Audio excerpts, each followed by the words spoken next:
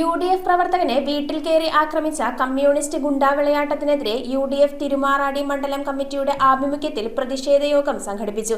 യോഗം DCC president Muhammad Shiyas ഉദ്ഘാടനം ചെയ്തു. തിരുമാറാടിയിൽ UDF പ്രവർത്തകനെ ആക്രമിച്ച LDF പ്രവർത്തകനെ അറസ്റ്റ് ചെയ്യാത്തതിൽ പ്രതിഷേധിച്ച് UDF പ്രതിഷേധ യോഗം സംഘടിപ്പിച്ചു. യോഗം DCC പ്രസിഡന്റ് മുഹമ്മദ് ഷിയാസ് ഉദ്ഘാടനം ചെയ്തു.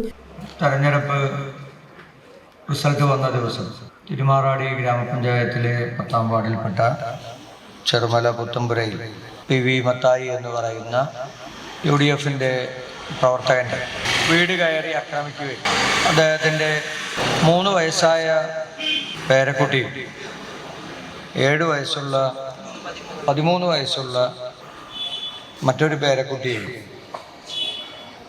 ഭീഷണിപ്പെടുത്തുകയും ദേഹോദ്രവം ഏൽപ്പിക്കുകയും ഭീകരാന്തരീക്ഷം സൃഷ്ടിക്കുകയും ഒക്കെ ചെയ്തിട്ടും നിയമപാലകരായിട്ടുള്ള പോലീസ് ഇതുവരെ യാതൊരു നടപടിയും സ്വീകരിച്ചിട്ടില്ല.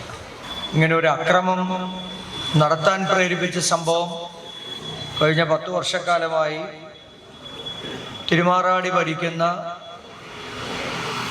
മാർക്സിസ്റ്റ് കമ്മ്യൂണിസ്റ്റ് പാർട്ടിക്ക് വലിയ പരാജയമാണ് ഈ പഞ്ചായത്തിലുണ്ടായത്.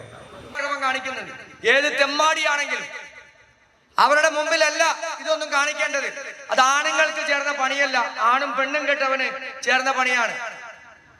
അപ്പൊ അതുകൊണ്ട് കമ്മ്യൂണിസ്റ്റുകാരായിട്ടുള്ള ആളുകൾ ഒന്ന് മനസ്സിലാക്കിക്കോ, ആണും പെണ്ണും കെട്ട പണിയൊക്കെ ആയിട്ട് ഏതെങ്കിലും സ്ഥലത്തേക്ക് ഇറങ്ങുന്നുണ്ടെങ്കിൽ അതൊക്കെ സൂക്ഷിച്ചിറങ്ങിയാൽ മതി.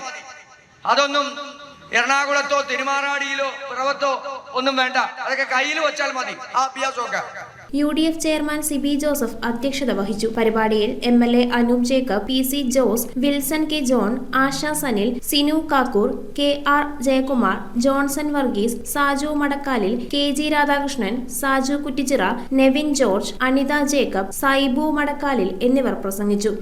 ഒരു വീട്ടിൽ രാത്രി കയറി ആക്രമിക്കുക എങ്ങനെ അംഗീകരിക്കാൻ കഴിയും? രാത്രി വീട്ടിൽ കയറി ആക്രമിക്കുന്നു, ഒരു കുഞ്ഞിനെ എടുത്ത് അവിടെ കൈ പിടിച്ച് തിരിക്കുന്നു. പേടിച്ച് ആ കൊച്ചങ്ങാണ്ട് കയറി വന്നതാണ് ഞാൻ മനസ്സിലാക്കുന്നത്. ഈ അടിക്കുന്ന കണ്ടപ്പോൾ, കഴുത്തെ പിടിച്ച് ഞെരിക്കുന്ന കണ്ടപ്പോൾ, അപ്പോഴാണ് ഈ കൊച്ചിനെ പിടിച്ച് തള്ളുന്നു, കൈ പിടിച്ച് ഞെരിക്കുന്നു. ഒരു ഭവനം എന്ന് പറയുന്നത് ഒരു മനുഷ്യനെ സംബന്ധിച്ച് ഏറ്റവും സുരക്ഷിതമായ മേഖലയാണ്. ഒരു വ്യക്തിയെ സംബന്ധിച്ച് അയാൾക്ക് ഏറ്റവും സുരക്ഷിതമായ സ്ഥലം ഏതാണ്? സ്വന്തം വീടാണ്, സ്വന്തം ഭവനമാണ്. അവിടെയാണ് ആക്രമണം നടത്തുന്നത്. അതിക്രമിച്ച് കയറി ആക്രമണം നടത്തുന്നു. പ്രതിയെ കിട്ടിയിട്ടുണ്ട് എന്ന് പറഞ്ഞു. ഞാൻ 3 പ്രാവശ്യം അവരോട് ചോദിച്ചു, ഏത് വകുപ്പാണ് ചുമത്തിയിരിക്കുന്നത്, വകുപ്പ് ചുമത്തിയത് ഏതാണ് എന്ന് കൃത്യമായി മറുപടി തരാൻ പറ്റാത്ത രീതിയിലുള്ള സാഹചര്യത്തിലായിരുന്നു പോലീസുകാരെന്നാണ്. പക്ഷെ ഞാനിവിടെ സൂചിപ്പിക്കുകയാണ്, ഏത് വകുപ്പാണേലും സ്റ്റേഷൻ ജാമ്യം കിട്ടാതെ അത് തക്കതായ വകുപ്പ് വീട് കയറി ആക്രമിക്കുകയും 13 വയസ്സായ ഒരു പെൺകുട്ടിയെ ഉപദ്രവിക്കുകയും ചെയ്ത ആ വകുപ്പ് ചാർത്തി അല്ല പോലീസ് കേസെടുക്കുന്നത്. ഈ സമരം ഞങ്ങൾ തുടർന്നുകൊണ്ടേയിരിക്കും എന്നുള്ളത് തക്കതായ ഒരു താക്കീതായിട്ട് തന്നെ ഈ ഒരു യോഗത്തിനെ നിങ്ങൾ കരുതണം. News bureau, Piravom.